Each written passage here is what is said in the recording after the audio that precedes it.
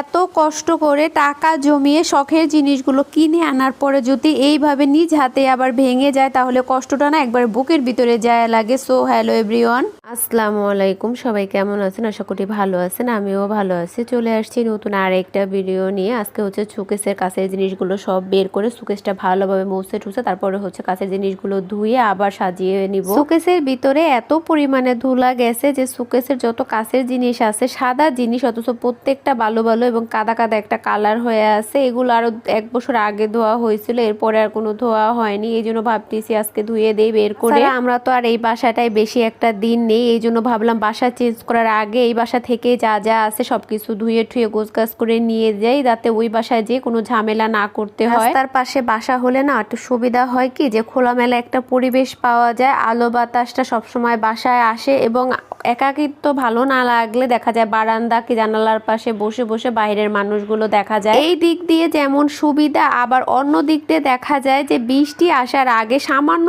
পরিমাণ একটু বাতাস ছাড়লেও বাহিরের যে ধুলাবালুটা আছে সব উড়ে বাসার ভিতরে চলে আসে। বাতাস হওয়ার কারণে বাহিরে যে পরিমাণ ধুলাবালু থাকার কথা তার চাইতে 3 গুণ বেশি বাসার ভিতরে হয়ে যায়। আর আমাদের বাসা তো রাস্তার পাশে, প্রচুর পরিমাণে ধুলাবালু আসে। এই জন্য দেখা যায় কি কোনো কিছু ঠিকঠাক মতো ধুয়ে বা মুছে ঠুসে বেশি দিন রাখা যায় না। 1 দিন 2 দিন পর পর ওইটা আবার পরিষ্কার না করলে বা লং টাইম যদি দেখা যায় যে পরিষ্কার করা হয় না, ওই জিনিসটা আসলে আর হাত দেওয়ার মতো থাকে না, এত পরিমাণে বালু পড়ে। এমনি তো নর্মালি সবসময় মুছে ঠুসে রাখা হয়, কিন্তু সচলাচল তো আর কাচের জিনিস প্রতিনিয়ত বের করে ধোয়া সম্ভব হয় না। দেখা যায় বছরে একবার ধোয়া হয় বা 6 মাসে একবার। আমার আরো কাচের জিনিসগুলো বেশি ধোয়া হয় না, আমি কাচের জিনিসগুলো ধুতে গেলে একটা না একটা ভাঙবে। এই পর্যন্ত আমি যতবার কাচের জিনিস বের করে ধুইছি ততবার আমার একটা না একটা জিনিস ভেঙে গেছে। এখন পর্যন্ত আমি পুরোপুরি শোকেসটা কাচের জিনিস দিয়ে সাজাতে পারিনি। 7 বছরের সংসার, এখনো আমি একটু একটু করে টাকা গুছিয়ে আমার শখের জিনিসগুলো কিনে আনি। এর মধ্যে থেকে যদি আবার ধুয়ে পরিষ্কার করতে যে একটা জিনিস ভেঙে যায় তাহলে পুরো সেটটাই নষ্ট হয়ে যায়। এই জন্য মন খারাপ করে আরো